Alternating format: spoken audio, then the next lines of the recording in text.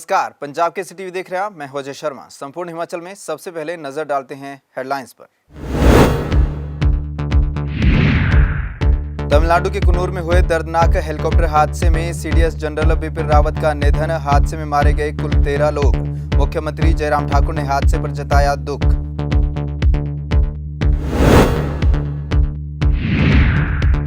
Cabinet मंत्री राकेश पठानिया ने कांग्रेस पर साधा निशाना। कहा, कांग्रेस नकारात्मक बयानबाजी से कर रही प्रदेश की छवि खराब। कांग्रेस ख्वाब देखना छोड़े, 2022 में बनेगी बीजेपी की सरकार। इन्वेस्टर मीट को लेकर कांग्रेस ने उठाए सवाल। शीतकालीन सत्र में इन्वेस्टर मीट को लेकर श्वेत पत्र जारी करने की मांग। मंडी में बीजेपी सरकार के खिलाफ एबीवीपी ने भरी हुंकार। रैली कर मंडी में जल्द विश्वविद्यालय शुरू करने की उठाई मांग। और शिमला में मिड डे मील वर्कर्स का जोरदार प्रदर्शन। सीटू के बैनर तले शिक्षा निदेशालय में की जोरदार नारेबाजी। मांगों को लेकर सरकार और प्रशासन के खिलाफ की नारेबाजी।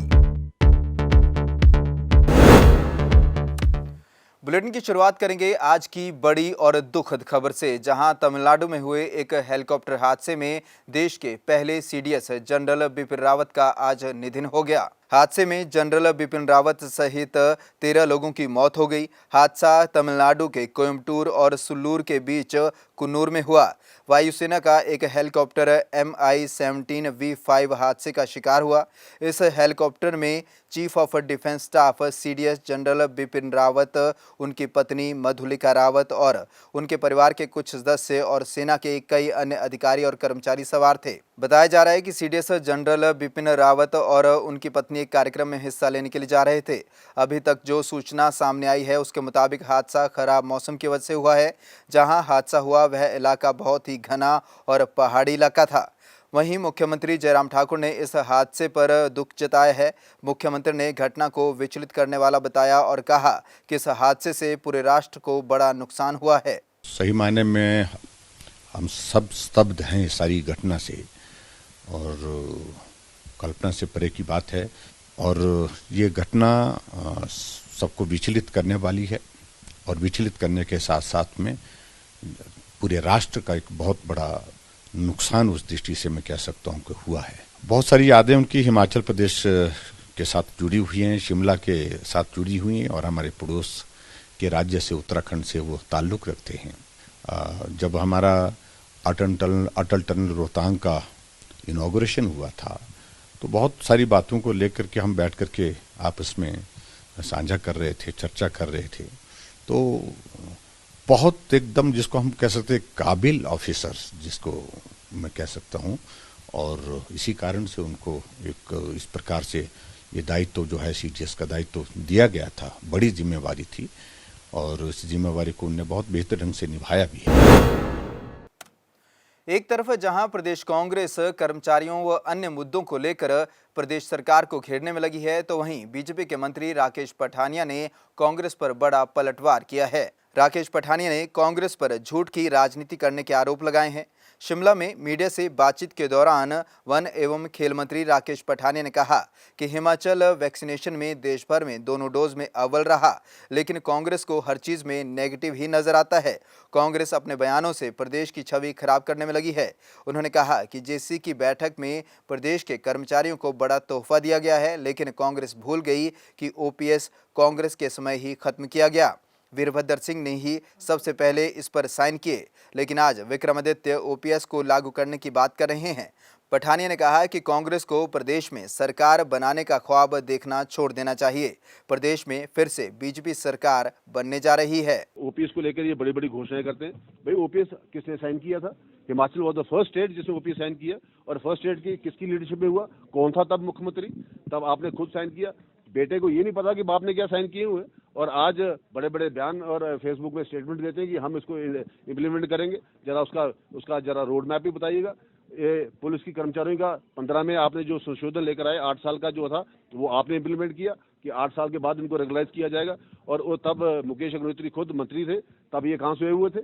तभी इनका क्या रिएक्शन था। आज आप रोज बयान देते हैं कि हम इनके साथ खड़े। भाई इनको इनका बेड़ा गर्क करने वाले भी आप लोग हैं, इनको इस स्थिति में खड़े करने वाले आज आप लोग हैं, और आज आप साथ में भी खड़े। ये दोहरी भाषा हमें समझ नहीं आती, ना हिमाचल प्रदेश के लोगों को समझ आती है। इसको इनको क्लैरिफाई करना चाहिए। अगर आपने ऐसा कानून लाए थे तो आज आप उनके साथ कैसे खड़े हैं? उनको इस कड़े में खड़ा करने वाला कौन है? और इसी तरीके से एनपीएस की अगर बात करें, 7,500 करोड़ का पैकेज किसी सरकार ने आज तक दिया है? जो मुलाजिम मर जाता था, जिस मुलाजिम का अगर 100% हैंडीकैप होता था, उसकी क्या व्यवस्था होती थी? आप 10 साल सरकार में रहे, क्या आपने ये इशू एड्रेस किया? हमने इसी इशू को एड्रेस किया, हमने इसी इशू को एड्रेस किया। साथ में हमने कर्मचारियों को एड्रेस भी किया, पेंशन का किया, फैमिली पेंशन का भी किया। तभी तो ये 7,500 करोड़ का पैकेज बना। धन्यवाद करना भी सीखे। धन्यवाद तो आपने किया नहीं, केवल आलोचना आपने करना शुरू कर दी। इससे पता चलता है कि किस तरीके से एक माइंडसेट बना के ये प्रदेश की जनता को मिसगाइड करने का प्रयास कर रहे हैं। ये इस तरीके से बिहेव कर रहे हैं कि जैसे ये अगले वर्ष सरकार बनाने वाले हैं। इस गलतफहमी को जितनी जल्दी दूर कर दें, आने वाले दिनों में हिमाचल प्रदेश की जनता इस गलती 10 दिसंबर से धर्मशाला में शीतकालीन सत्र शुरू होना है और ऐसे में सत्र से पहले कांग्रेस सरकार को घेरने में लगी हुई है। धर्मशाला में मीडिया से बातचीत के दौरान कांग्रेस प्रदेश प्रवक्ता डॉक्टर राजेश शर्मा ने सरकार को इन्वेस्टर्स मीट के मुद्दे पर घेरा और कहा, कितने वर्ष होने के बावजूद भी अभी तक धरातल पर कुछ दिख नहीं रहा है। उन्होंने कहा कि 2019 में बड़ी धूमधाम से प्रदेश की जनता का पैसा उड़ाया गया और इन्वेस्टर्स मीट की गई। कांग्रेस प्रवक्ता ने कहा कि शीतकालीन सत्र के दौरान इन्वेस्टर्स मीट को लेकर सरकार श्वेत पत्र जारी करे और बताए कि कितना पैसा इस इन्वेस्टर मीट में खर्च किया गया है और जो एमयू साइन हुए हैं उनमें से कितने धरातल पर उतरे और कांगड़ा चंबा के कितने युवाओं को रोजगार मिला। इन्वेस्टर मीट को लेकर था कि 2019 में बीजेपी सरकार ने बहुत ही तामझाम के साथ जो जनता का पैसा उड़ाया, उस पैसे का क्या उपयोग हुआ, सदुपयोग हुआ या उसका वेस्ट गया। आज सरकार से मांग करी है कि विधानसभा सत्र में वो शीतकालीन सत्र में आ रहे हैं, हमें इस सत्र में बताएं कि 2019 में जो इन्वेस्टर मीट करी गई थी उसमें कितने इन्वेस्टर्स के साथ एमओयू साइन हुए, और साइन हुए तो कितने धरातल पे उतरे, अगर धरातल पे उतरे तो उनमें से कितने कांगड़ा चंबा के बच्चों को रोजगार मिला। क्योंकि ये सरकार हमेशा रोजगार के नाम पर हमारे युवाओं को ठगती आई है और हमारे हिमाचल प्रदेश में और कांगड़ा चंबा पार्लियामेंट्री क्षेत्र में बेरोजगारों की संख्या बढ़ रही है।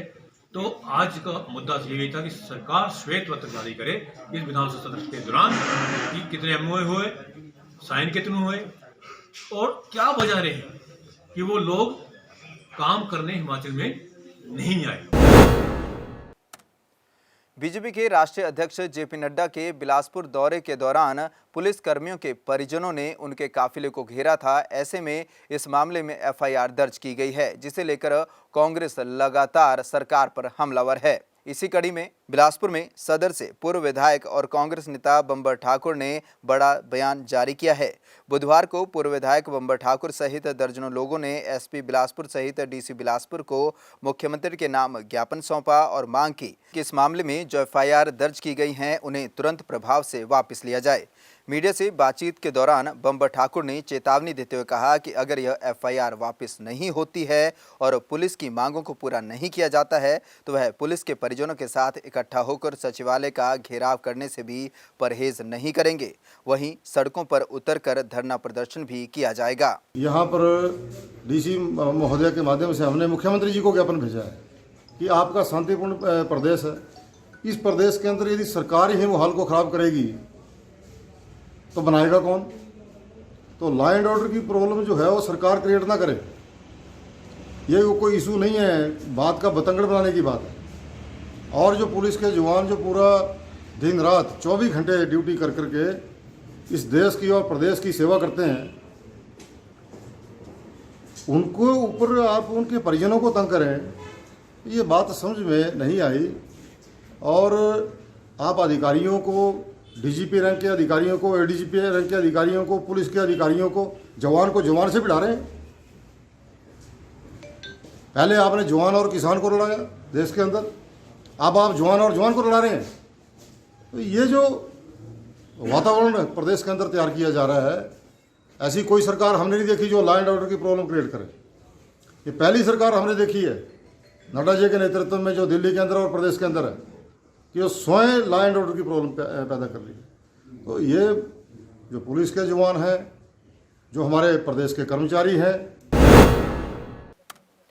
जिला मंडी में आज भाजपा के युवा संगठन एबीवीपी ने हुंकार रैली की। एबीवीपी की इस हुंकार रैली में भारी संख्या में कार्यकर्ताओं ने भाग लिया। छात्र संगठन ने पूरे मंडी शहर में रैली निकाली और फिर मंडी के सेरी मंच पर जनसभा की। छात्रों की संख्या इतनी अधिक थी कि पूरा सेरी, चांदनी और मंडी शहर नारों से गूंज उठा।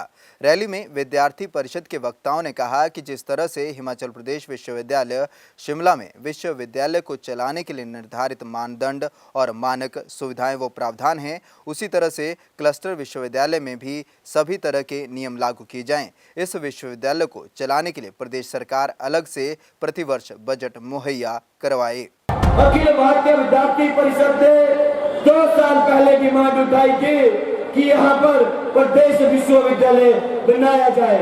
हम देखते हैं कि प्रदेश सरकार के द्वारा कैबिनेट में फैसला लिया जाता है। विद्यार्थी परिषद के आंदोलनों को देखते हुए कैबिनेट में फैसला लिया जाता है कि मंडी में प्रदेश विश्वविद्यालय बनाया जाएगा।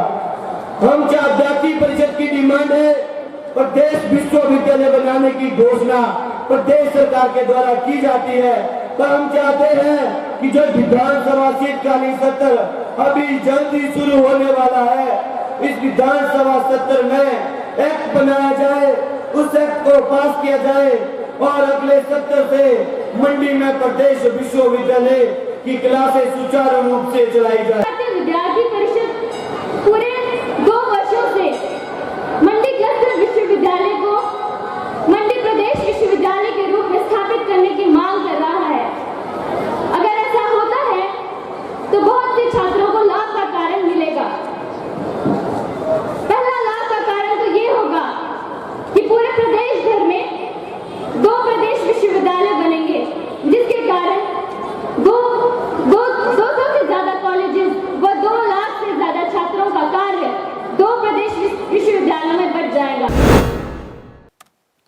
शिमला में सीटू के बैनर तले मिड डे मील वर्कर्स ने अपनी मांगों को लेकर आज प्रदर्शन किया। मिड डे मील वर्कर्स शिक्षा निदेशालय पहुंची और सरकार और प्रशासन के खिलाफ जोरदार नारेबाजी की। मिड डे मील वर्कर्स का कहना था कि पिछले 4 महीने से उन्हें कोई वेतन नहीं मिला है, जो पिछले 10 सालों से मात्र 2600 रुपये है। प्रदर्शनकारी मिड डे मील वर्कर्स का कहना था कि सरकार इसमें कोई बढ़ोतरी नहीं करती है, जबकि महंगाई लगातार आसमान छू रही है। ऐसे में इनका गुजारा कैसे होगा। साथ ही मिड डे मील वर्कर्स ने मल्टीटास्क वर्कर्स के निकाले गए पदों में इन्हें प्राथमिकता दिए जाने की भी मांग की। पिछले 4 महीनों से जो है मिड डे मील वर्करों को जो है वेतन नहीं दिया गया है सरकार की तरफ से। एक तो सरकार की गलत नीतियों के कारण पहले ही मिड डे मील वर्कर को 2600 का वेतन दिया जाता है, वह भी समय पर नहीं दिया जाता है। पिछले 4 महीने से जो है मिड डे मील वर्करों को वेतन नहीं दिया गया है, जिसके चलते मिड डे मील वर्करों को भारी परेशानी का सामना करना पड़ रहा है। आज पिछले 10-11 वर्षों से जो है केंद्र की सरकार ने मिड डे मील वर्कर्स के वेतन में एक भी नए रुपए पैसे की बढ़ोतरी नहीं की है, जबकि 10-11 सालों में महंगाई जमीन से आसमान तक छू गई है, लेकिन मिड डे मील वर्कर के वेतन को जो है महंगाई के आंकड़ों से नहीं जोड़ा गया। जिला बिलासपुर की थाना सदर पुलिस ने कल्लर के पास गश्त के दौरान 2 लोगों से चरस बरामद की है। जानकारी के मुताबिक चेकिंग के लिए नाका लगाया गया था। इसी दौरान मंडी की ओर से चंडीगढ़ के लिए जा रही एक गाड़ी को जब रोका गया तो चेकिंग के दौरान गाड़ी से 4 किलोग्राम से अधिक की चरस बरामद की गई। पकड़े गए दोनों आरोपी कुल्लू के रहने वाले हैं। पुलिस ने NDPDS एक्ट के तहत मामला दर्ज कर दोनों आरोपियों को गिरफ्तार कर लिया है और आगे की कार्रवाई कर रही है। दोनों व्यक्तियों के खिलाफ जो है वो NDPS एक्ट की धारा 21 और 29 के तहत जो है वो केस रजिस्टर किया गया है। इन दोनों व्यक्तियों को अरेस्ट किया गया है और इस बात का इन्वेस्टिगेशन में पता लगाया जा रहा है कि ये जो चरस इन लोगों ने कहाँ से लाई और ये चरस कहाँ इसको ले जा रहे थे। इस विषय पर जो है वो आगे की जांच चल रही है। प्रदेश में चल रहे सड़क सुरक्षा अभियान के तहत लोगों को यातायात नियमों को लेकर जागरूक किया जा रहा है। इसी कड़ी में सिरमौर के नाहन में पुलिस व सड़क सुरक्षा क्लब की ओर से लोगों को यातायात नियमों को लेकर जागरूक किया गया। वहीं इस दौरान स्वास्थ्य कैंप का भी आयोजन किया गया, जिसमें वाहन चालकों को आंखों की जांच के अलावा उनका बीपी, शुगर व ब्लड टेस्ट आदि किया गया। लोगों को एक तो जागरूक किया जा रहा है कि जो भी टू व्हीलर पे बैठता है वो हेलमेट पहने, दोनों ही प्रॉपर जो है हेलमेट के साथ हो, और किसी भी नशे का सेवन ना करे, और गाड़ी को चलाते समय सीट बेल्ट पहने और ओवर स्पीड में न चले। तो इन सभी चीज़ों के बारे में लोगों को बार बार जो है अवेयर कराया जा रहा है। राणा जी, क्या कुछ ज़्यादातर देखने को मिलता है? लोग किस तरीके की लापरवाही ज़्यादा बरत रहे हैं?